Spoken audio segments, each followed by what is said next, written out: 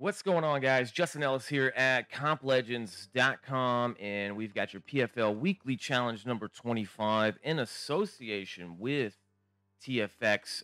Right around that time when we start seeing these qualifiers, and I love to tie those into our weekly challenges. They're all tests. We all want to dive into them and see what's the best way to approach these. So we're going to see all the qualifier workouts in separate videos. So don't forget to check us out on Instagram, Facebook, or YouTube to get more of the videos like this to make sure that you are performing at your best to try to qualify, knock these workouts out, and be held accountable. You can also get us at complegends.com for all that info as well. So let's get into this one. This is 22.2 of the TFX online qualifier, and here is your description for this workout. TFX Week 122.2 qualifier 21:15.9 with an 8-minute time cap. Dual dumbbell power cleans and pull-ups. Okay, it's pretty simple, pretty short, pretty sweet, and we're going to dive right into what we're going to call the obvious overreactions for this workout, 22.2 from TFX. The obvious overreactions are going to start off with number one, key phrase, unbroken. Okay. Right out the gate, you see the 21:15.9. We're very familiar with this this breakdown, and most of the times it's a sprint effort. So you really got to consider unbroken. We're calling it wholly unbroken for obvious overreaction number one. Obvious overreaction number two is grip nasty, and that ties in with the first one because we're going to be trying to go unbroken on this workout. Your grip is going to be taxed, and I think most people are going to obviously think about the pull-ups here, but if you haven't done a whole lot of dumbbell work, especially in the power clean or what basically is a CrossFit curl, your grip is also going to get very taxed there. We'll dive into a couple tips and strategies for that. And number three, obvious overreaction is Fran speed or Fran like speed. If you haven't done Fran before, reference that. Maybe check out a couple videos online or talk to somebody in your gym. I'm sure they've done it, and they'll give you an idea of what your lungs are going to look like, feel like, when this one's all said and done, if you did it right. If you did this one right, you look at the photo there for the workout. That's what it should at least look like. You should be on the ground asking for some sort of mercy on your soul. So that is the obvious overreactions. Now it's time to let's make well, I'm gonna make a prediction today. I'm gonna make a prediction on most of these workouts, and meaning what's gonna be top scores. But I'd like to dive into this one a little bit before we go into that. So let's dive. This is the deep dive now. Okay, so 21:15.9, 8-minute time cap. 8 minutes already tells us a little bit about the story, which is going to be this is a quick one, right? Even if you got to the cap of this 8 minutes, that's a pretty fast workout. I'd say moderate. Excuse me. But that tells me right out the gate that this is built for speed, and so does the 21:15.9, right? So that those two things indicate that we got to go quickly. It's also a couplet, so again, telling me more about sprint effort. So obvious stuff there. A couple tips here. Well, let's talk about standards. Dual dumbbell power cleans. If you haven't ever done these before, and obviously go to their website at the TFX website. And right now we're looking here at the leaderboard. We're going to dive into that as well. But if you get to competition corner where you register, or their website, the Fittest Experience, I believe.com, they're going to have some details for you as far as the standards. But I'd like to cover some bases just so these tips and strategies will make a little more sense down the road too. So just one dumbbell, one head of the dumbbell has to touch the ground when going back to the ground, right? So these do go from the ground each time into that front loaded position on the power clean. The biggest thing here is You just got to touch one head. Don't try to reach for both. That would be brutal. And it's already going to be kind of brutal on your back if you don't approach this the right way. And we're going to talk about that in a second. And then the pull-ups are standard pull-ups. And that is for a qualifier on the RX, or what we'd call elite in this case, non-normal. Pull-ups, even for the open, is not fairly normal. Usually you're going to see chest to bars there, some sort of pulling gymnastics in that regard, but not necessarily pull-ups. So that is kind of cool to see, but that tells me that they are, again, looking for speed on this workout. So be prepared to go as unbroken as possible. And we'll talk about two different options here. Maybe this is one of the workouts of the qualifier that you're saying, hey, I've got to weather the storm. How do we approach that? And if this is one that you can knock out of the park, how do we approach that? So a couple tips here going from the dumbbells. And what I kind of see is very necessary. Not only, you got to think about qualifiers. You got 6 workouts in 2 weeks. Of course, your regular training as well. So what are some things that are, you don't have to win every workout, right? You need to, in some cases, weather the storm, sometimes knock it out of the park, but you've seen people win competitions without winning any workouts. So keep that in mind. Using the hips and setting the hips back on these dumbbell power cleans, and using the hips to help create that momentum will be pretty key, because the pull-ups, we're going to really hit those shoulders. Of course, we're going to probably butterfly or kip, so you're going to be able to use that midline and hips as well. So I think that can translate into that. A lot of times we get into go mode, and we don't go into also efficiency mode. And so we don't want to lose that efficiency. Efficiency can play a big part to when you get to that last round of 9, you're still able to go unbroken because you were efficient in the first 2 rounds, the big rounds, and you're able to sprint to the finish line. Whereas, let's say you weren't quite as efficient, and all of a sudden there's some singles tossed in there, or the dumbbell has to be put down after, say, like 5 reps or 3 reps or something like that. So the hips are going to be big here. You could also blow your back out on these power cleans, and competition mode isn't always form and technique mode, right? I mean, that's every single sport. You put something on the line to try to establish a good score, and that is sports in general. I'm not saying that there aren't some things that you can do to put up a better time, okay? But I also got to think about 6 workouts here. I also got to think about what order am I doing these workouts? Just because it's the second workout of the first week doesn't mean it's the second one. It might be the third one. It might be the first one. But what I don't want to do here is blow out my back on these power cleans right out the gate. With 50-pound dumbbells for elite, and then you move into the intermediate scaled at 35 for the guys, and then it goes 35 for the girls and 20 for the ladies. This can easily get out of hand with the 45 reps going as fast as it is. And most people are going to start bending over, getting those dumbbells to touch quickly, and then get back up, and then really not kind of have almost a muted hip pop, or a muted hip with no pop, and do mostly upper body. So what I'm saying is setting the hips back will get those hamstrings involved, those hammies, and then of course allowing you to come back through with the hip pop to create most of the momentum you're going to need for, say, a weight like this, whether it's the 50s, 35s, or 35s or 20s.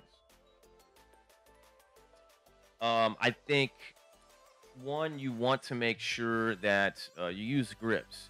And I think that's going to be kind of obvious. Most people are going to say that's obvious because you got the pull-ups in the workout. But I'm saying use the grips potentially here for the dumbbells. The dumbbells it depends on what dumbbells you have, but they sometimes bubble on those grips, right? On the dumbbell itself. And that can start to tax that grip. If you can hook grip a dumbbell, there's something to try there as well. But getting those straps to nice kind of flap over those grips and give you a little extra tug on them, and to take away from the grip that you have to maintain, I think they can help you there on the dumbbells. Obviously, they can help you on the pull-ups. That's what we get them for. But don't sleep on those grips helping you. Don't just flap them out of the way. You might flap them around that dumbbell and give you just a little extra something on those grips for later on. And I would say also in this workout, if there is anything to pace, anything to treat kind of like with a metronome style pace, it would be the dumbbells. So you know, what I mean by that is still unbroken, but with a very steady, consistent down to up kind of pace. Don't let yourself think you have to sprint. And there's another reason too. This is a long movement, and you get to a point where maybe you're not fully extended. Everybody's gonna have to record their workouts, especially if you think you're going to qualify or move on to the next level. And if you are one of those people trying to and you get a little overhead, a little too quick on a movement or a rep, I see this with burpees all the time. The hips don't exactly quite get up, and now you're getting deducted points or added time or however they're going to deal with that. So if anything was to be paced on this, I think it would be the dumbbells, only to be able to hold on to them for the entirety of the set, whether it be the 21-15 or the 9. Um, as always, guys, if you like what you're hearing, like what you're seeing, give us a like and subscribe to continue on through the path and journey. Of course, Wadapalooza is coming up soon. We're going to be talking about those workouts and the rest of the TFX workouts as we go along. And hopefully, we'll have some leaderboard updates. Well, I already got some in the leaderboard today. We're going to look at here in the future. Moving forward to, say, like the pull-ups. If this is not one of the workouts that you just have to wade the water and just, this is a good one for you. You can get after it. Man, you know what Fran is like and what you got to do. It's got to be unbroken here. You got to get them done. Don't come off the pull-ups. And that's why I was saying too, the dumbbells could be paced out a little bit to hopefully do that. Now let's talk about where, we're human, right? And this is going to be more probably my approach is if I need to split some of these reps up. And I always like the big half, little half approach. Okay. And what that means is, especially like a workout like this, it's a perfect example of uneven 21-15-9. If I'm going to break this up and I want to do it in 2 sets, I'm going for that 11 or 12 right out the gate. I got to get a bigger half. I don't want to be on the small end of this. I think it's a psychological thing. That's fine. But also when I come off that pull-up bar or drop those dumbbells, I know I've got less work to do than what I just did. Mentally, that helps me. If I do 12 out the gate, I got 9 left. I know I can do 9 because I just did 12. I think that's a good approach. Say same thing on the 15s and 8-7. I kind of like to get that little extra bonus rep if I can, and most people can't. Don't sell yourself short there. It's mentally we get exhausted. That's where we start dropping. And of course, the 9s. If you did break it up strategically, maybe it's because the simple fact that you want to go unbroken on the 9. Give yourself a chance to go unbroken on the 9s. And game plan went as you had set up for it. Try to go unbroken on those last 9s if you did split everything else and everything was feeling good. So that's the big half, little half concept type strategy. A lot of people, again, some of this stuff is obvious, guys, and it may not be the best route for you, but this is just some ideas to better your score for 22.2. Now is on to the prediction of this workout. My prediction based on timing, and I'll explain why. I mean, I always start off with the 3-second rule. I give every rep 3 seconds. And there's reps that are faster and there's reps that are slower, but it kind of averages out typically. And I think these are both 3 seconds or less movements. But if we do the math on the 3 seconds, let's see here. Yeah, so a minute 03 would be for the 21 dumbbell power cleans, and then another minute 03 for the pull-ups. Okay, so that's 2:06 for that round. And then we got 45 seconds and 45 seconds. That's another minute and a half. So that's 3:36. And then we've got 27 and 27, which would be 54 seconds. So that's essentially another minute minus 6 seconds. So that's 4:30. Yeah, 4:30. So, depending on what your best Fran score is this slower? I think this is actually okay, for the elite athletes, the best score. That's what we're trying to talk about. That's what we're trying to predict right now. There's 2 somethings in Fran. But I think Fran has a little bit of advantage as far as timing with the thruster, it's a little that's a tough one. I could also see people having an advantage with the dumbbell there. But I feel like the thruster's a little more fluid. You get to use a little more legs. Here, I think you could easily mess up and be inefficient with the dumbbells. I think we've done them less than thrusters in CrossFit over the time. So I kind of feel like Fran has the advantage as far as timing. So my prediction, though, still, because I think they put pull-ups in rather than chest to bars, that there's going to be plenty of athletes go the full 21, 15, and 9 unbroken. No questions asked. So that right there is going to knock off a plenty amount of time on that just kind of average time. Not average time, but if you take a 3-second rule without breaks, too, consider that, if you want to think, yes, pull-ups are way faster than 3 seconds a rep, then that 4 minutes and 30 seconds does have some rest in there. Same thing if you were considering the dumbbells to be faster than the 3 seconds. But with that being said, I think you knock off a lot of time through the pull-ups for those top scores. I think you knock off, 45, that's 90. I was a little weary to go under 3, and how far under 3 minutes would be the fastest time. But I do believe that it's going to be there. It's going to be under 3 minutes. I'm going to say 2 minutes and 37 seconds. 2 minutes and 37 seconds is going to be the fastest time, and that's between guys, girls. Not really, and I'd like to say, like, this is possible on the intermediate scaled side and on the elite RX side. So I think just the top time overall is what I'm kind of considering here. And yeah, I'm gonna lean to the 237 mark. Now I could see that being beat. I might be a little hesitant to go under that, but the nines are gonna be quick. Everything's gonna be quick on this one. So, but that's not to say most of us are shooting for that 237. Okay, what I think on average a good time here is gonna be something like that 3.5 to 3:45.